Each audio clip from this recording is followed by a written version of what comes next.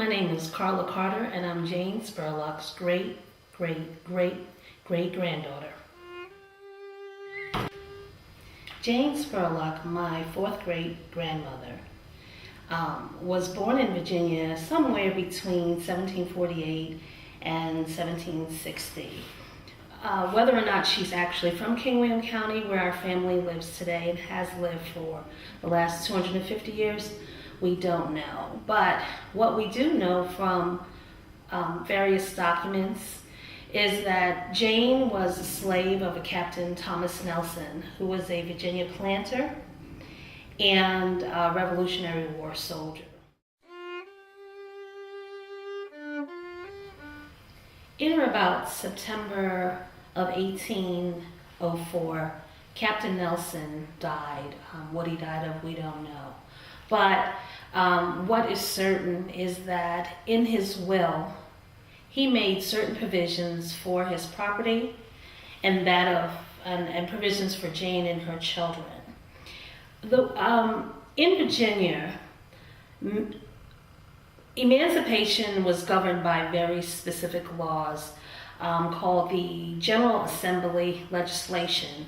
And in 1782, and that was the period that covered Jane's emancipation, in order for an African American to be freed, they had to be, they could only be freed by a property owner's last will and testament. And so in accordance with those provisions, Captain Nelson drafted his will. And in essence, what his will said is, I give to my mulatto woman, Jenny, and her children, and there were 8 of them, Billy, Harry, Jack, Bob, Edmund, Carter, Lucy, and Louis, where we descend from. I give them my freedom at my death. He also directed that his brother and his son protect them, which was a very key provision. There was only one other person who was freed by that will of 1804, and that was Captain Nelson's body servant, a gentleman by the name of Harry Montaco.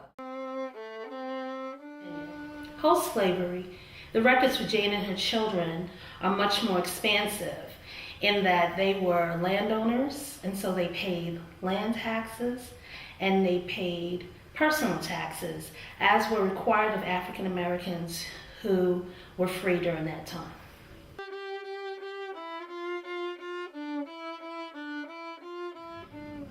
One of the other things that he did, which was very interesting and probably very unusual for this period of time, is that he directed that each of the male children be bound out to learn a trade.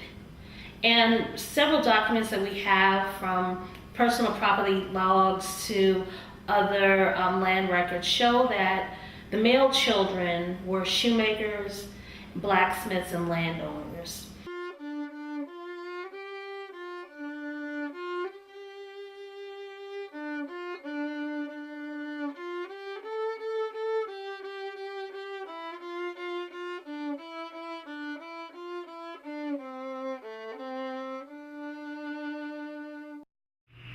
Jane was the positive connection that I was able to prove, and then proving back to her father, Louis Spurlock, who was the son of Jane Spurlock and Thomas Nelson.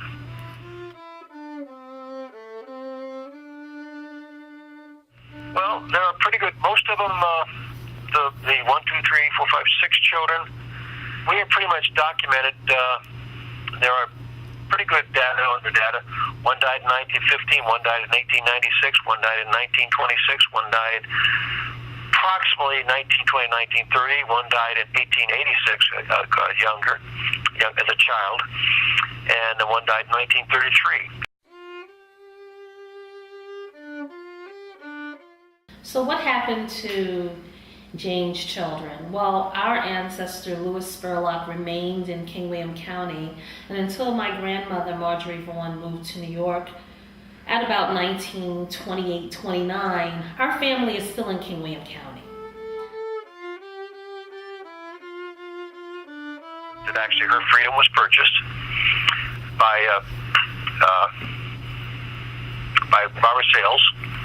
Robert Sale at that time, and that she was a daughter of Lewis, and I found that connection, how she was to do housework for him, and then one thing led to another. She grew up to a young woman, and then they became, I guess at that time they couldn't become husband and wife, but they were common law at that time, and then later became husband and wife.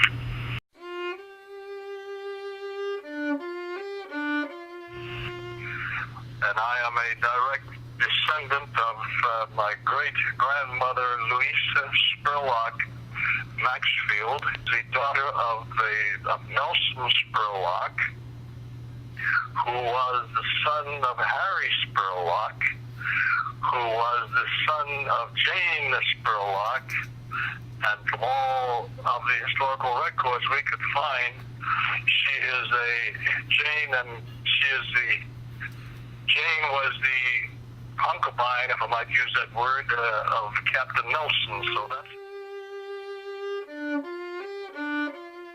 And I related to her because she had a son named Harry Spurlock. Harry Spurlock was the father to John Spurlock. John Spurlock and Mary Bird was my full great-grandparents. They had a daughter, Mary Susan Spurlock, which is my third great-grandparents.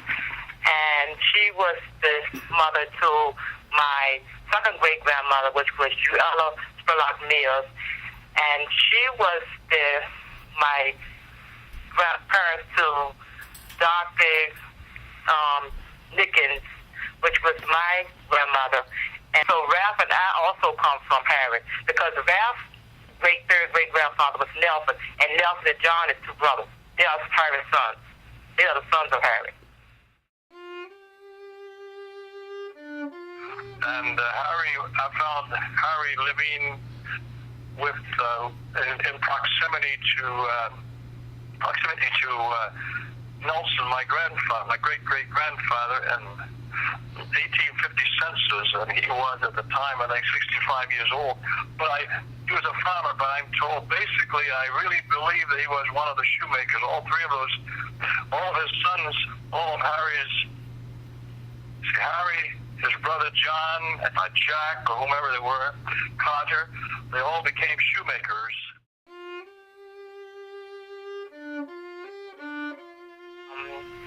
Of the 8 kids, I told you my John was there.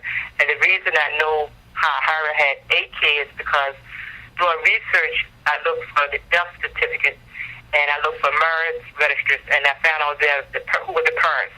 That's how I found out who the parents were of some of his 8 kids, because they had Julie, that was Harry's daughter. She was married to Moses Holmes. So when I found the marriage license in Kingdom County, they say Harry was the father to Julius Spurlock. And then I found out he had a son named James Spurlock. I found this off a death certificate. I found a death certificate of him, and they were saying that Harry and Julie was the parents of James. Also, that's how I can find out who Harry's kids was. I either found out a death certificate or marriage register from Kingdom County.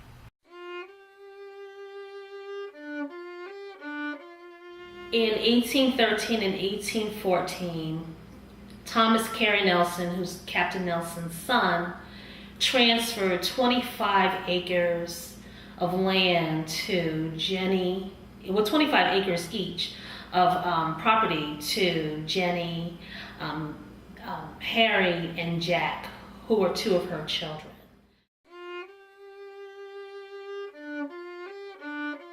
It's about 1818 in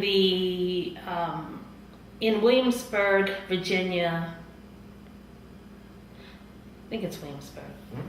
We found a bill of sale between Thomas Carey Nelson and Billy Spurlock.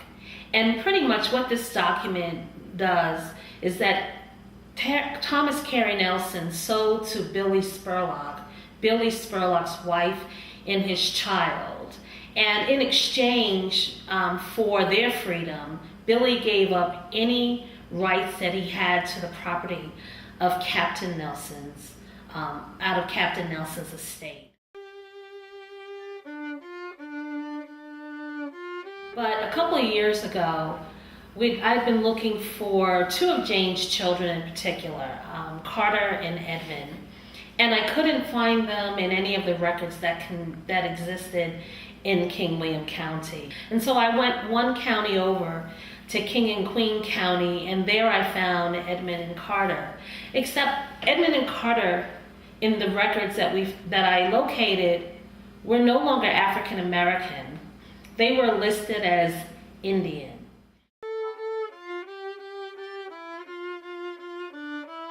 County, where they formed a band of the Rappahannock Indians.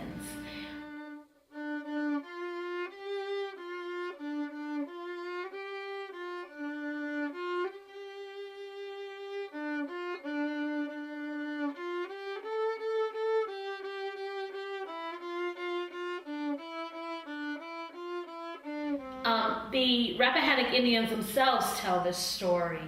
Every year for the last 5 or 6 years, they petition Congress for federal recognition.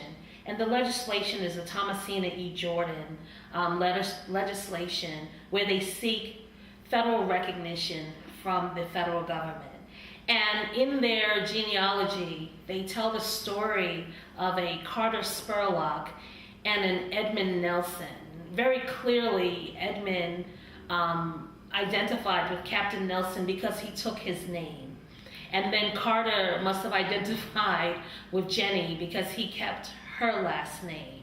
And we know that they use these names interchangeably because the brothers transferred land between them. And as they transferred them, their deeds would say Edmund Spurlock, aka Edmund Nelson, and then they would write their X.